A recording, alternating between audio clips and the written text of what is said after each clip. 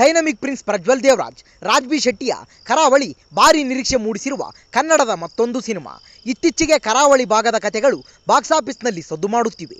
ಅಲ್ಲಿಂದಲೇ ಮತ್ತೊಂದು ಸಿನಿಮಾ ಥಿಯೇಟರ್ಗೆ ಲಗ್ಗೆ ಇಡುತ್ತಿದೆ. ಸದ್ಯ ಚಿತ್ರೀಕರಣ ಮುಗಿಸಿರುವ ಕರಾವಳಿ ಸಿನಿಮಾ ತಂಡ ಥಿಯೇಟರ್ಗೆ ಲಗ್ಗೆ ಇಡಲು ಮುಹೂರ್ತ ಹುಡುಕುತ್ತಿದೆ. ಕರಾವಳಿ ಸಿನಿಮಾವನ್ನ ಅಂಬಿನಿಂಗ್ ವಯಸ್ಸಾಯಿತು ಸಿನಿಮಾದ ನಿರ್ದೇಶಕ ಗುರುದತ್ ಗಾಣಿಗ ಆಕ್ಷನ್ ಕಟ್ ಹೇಳುತ್ತಿದ್ದಾರೆ.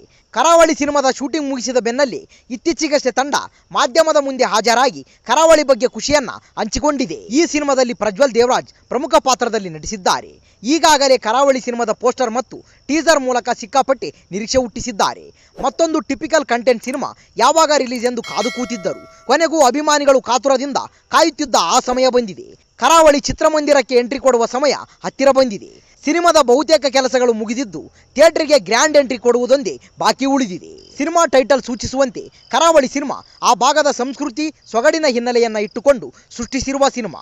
ಇತ್ತೀಚೆಗೆ ಬೆಂಗಳೂರಿನ ದೊಡ್ಡಾಲದ ಮರದ ಬಳಿ ಸೆಟ್ ಹಾಕಿ ಕೊನೆಯ ದಿನದ ಚಿತ್ರೀಕರಣವನ್ನ ಶೂಟ್ ಮಾಡಿ ಸಿನಿಮಾವನ್ನ ಮುಗಿಸಲಾಗಿದೆ.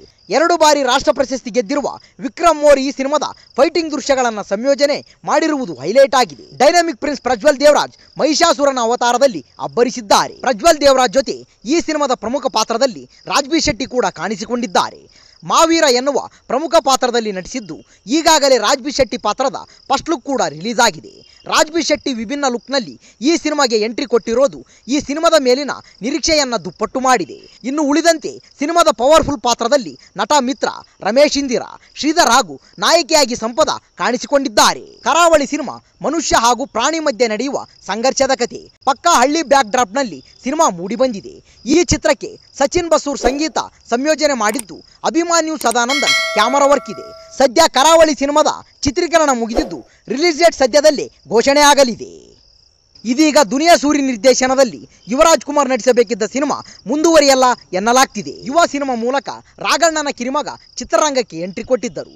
ಬಳಿಕ ಯಕ್ಕ ಚಿತ್ರ ಮಾಡಿ ಗಮನ ಸೆಳೆದಿದ್ದಾರೆ. 3ನೇ ಚಿತ್ರಕ್ಕೆ ದುನಿಯಾ ಸೂರಿ ಜೊತೆ ಕೈ ಜೋಡಿಸಿದ್ದರು. ಇನ್ನೊಂದು ವರ್ಷದಲ್ಲಿ ಸಿನಿಮಾ ರಿಲೀಸ್ ಎಂದು ಚಿತ್ರತಂಡ ಹೇಳಿತ್ತು. ಚಿತ್ರದಲ್ಲಿ ದುನಿಯಾ ವಿಜಯ್ ಮಗಳು ರಿತನ್ಯಾ ನಾಯಕಿಯಾಗಿ ಆಯ್ಕೆಯಾಗಿದ್ದರು. PRK ಪ್ರೊಡಕ್ಷನ್ಸ್, ಜಯಣ್ಣ ಫಿಲ್ಮ್ಸ್ ಹಾಗೂ KRG ಸ್ಟುಡಿಯೋಸ್ ಸಂಸ್ಥೆಗಳು ಜಂಟಿಯಾಗಿ ಯಕ್ಕ ಚಿತ್ರ ನಿರ್ಮಾಣ ಮಾಡಿದ್ದವು. ಅದೇ ರೀತಿ ಯುವ ನಟನೆಯ 3ನೇ ಚಿತ್ರಕ್ಕೂ ಕೈ ಜೋಡಿಸಿದ್ದರು. ಚಿತ್ರದ ಮೊದಲ ದೃಶ್ಯಕ್ಕೆ ದುನಿಯಾ ವಿಜಯ್ ಕ್ಲಾಪ್ ಮಾಡಿದ್ದರು. ಮೇ ತಿಂಗಳಲ್ಲಿ ಸೂರಿ ಯುವ ಸಿನಿಮಾ ಚಿತ್ರೀಕರಣ ಆರಂಭವಾಗುತ್ತದೆ ಎಂದು ಹೇಳಲಾಗಿತ್ತು. ಸೆಪ್ಟೆಂಬರ್ ಬಂದರೂ ಚಿತ್ರೀಕರಣಕ್ಕೆ ಚಿತ್ರತಂಡ ಹೋಗಲಿಲ್ಲ. ಸೂರಿ ರಾ ಮೇಕಿಂಗ್ ಯುವ ಖಡಕ್ ಆಕ್ಟಿಂಗ್ ಸಿಂಕ್ ಆಗಿಬಿಟ್ರೆ ಬಾಕ್ಸ್ ಆಫೀಸ್ ಶೇಕ್ ಆಗುತ್ತದೆ ಎಂದು ಅಭಿಮಾನಿಗಳು ಭಾವಿಸಿದ್ದರು. ಪುನೀತ್ ರಾಜ್ಕುಮಾರ್ ನಟನೆಯ ಜಾಕಿ ಹಾಗೂ ಅಣ್ಣಬಾಂಡ್ ಚಿತ್ರಗಳಿಗೆ ಸೂರಿ ಆಕ್ಷನ್ ಕಟ್ ಹೇಳಿದ್ದರು. ಶಿವಣ್ಣನ ಜೊತೆ ಕಡ್ಡಿಪುಡಿ ಹಾಗೂ ಟಗರು ಚಿತ್ರಗಳಿಗೆ ಕೆಲಸ ಮಾಡಿದ್ದರು. ದೊಡ್ಡಮನೆಯ ಮತ್ತೊಬ್ಬ ನಟನ ಜೊತೆ ಕೈ ಜೋಡಿಸುತ್ತಾರೆ ಎಂದಾಗಲೇ ನಿರೀಕ್ಷೆ ಗರಿಗೆದರಿತ್ತು. ಚರಣ್ ರಾಜ್ ಸಂಗೀತ, ಶೇಖರ್ ಛಾಯಾಗ್ರಹಣ ಚಿತ್ರಕ್ಕೆ ಇರಲಿದೆ ಎನ್ನಲಾಗಿತ್ತು.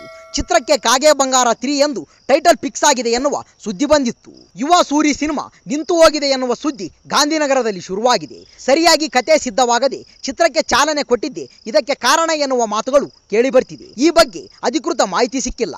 ಸೂರಿ ಬದಲು ತರುಣ್ ಸುಧೀರ್ ನಿರ್ದೇಶನದ ಚಿತ್ರದಲ್ಲಿ ಯುವ ನಟಿಸುತ್ತಾರೆ ಎನ್ನುವ ಮತ್ತೊಂದು ವದಂತಿ ಕೂಡ ಹರಿದಾಡ್ತಿದೆ. ಇದರಲ್ಲಿ ಯಾವುದು ಸತ್ಯ ಯಾವುದು ಸುಳ್ಳು ಎನ್ನುವುದು ಮುಂದಿನ ದಿನಗಳಲ್ಲಿ ಗೊತ್ತಾಗಲಿದೆ. ಸೂರಿ ನಿರ್ದೇಶನದಲ್ಲಿ ಯುವ ನಟಿಸುವ ಸಿನಿಮಾ ನಿಂತು ಹೋಗಿದೆ ಎಂದು ಕೆಲವರು ಹೇಳುತ್ತಿದ್ದಾರೆ. ಆದರೆ ಸದ್ಯಕ್ಕೆ ಚಿತ್ರ ಕೈಬಿಟ್ಟಿದ್ದು ಮುಂದಿನ ದಿನಗಳಲ್ಲಿ ಪುನರಾರಂಭ ಆಗುತ್ತದೆ ಎನ್ನುವ ಮಾತುಗಳು ಕೇಳಿಬರ್ತಿದೆ. ಅದಕ್ಕೂ ಮುನ್ನ ಯುವರಾಜ್ ಕುಮಾರ್ ಬೇರೆ ಒಂದು ಚಿತ್ರದಲ್ಲಿ ನಟಿಸುತ್ತಾರೆ ಎನ್ನುವ ಸುದ್ದಿ ಶುರುವಾಗಿದೆ. ಶೀಘ್ರದಲ್ಲೇ ಇದಕ್ಕೆಲ್ಲ ಸ್ಪಷ್ಟನೆ ಸಿಗಲಿದೆ. ರೋಹಿತ್ ಪದಕಿ ನಿರ್ದೇಶನದಲ್ಲಿ ಯುವ ನಟಿಸಿದ್ದ ಯಕ್ಕ ಸಿನಿಮಾ ಜುಲೈ 18ಕ್ಕೆ ತೆರೆಗೆ ಬಂದಿತ್ತು.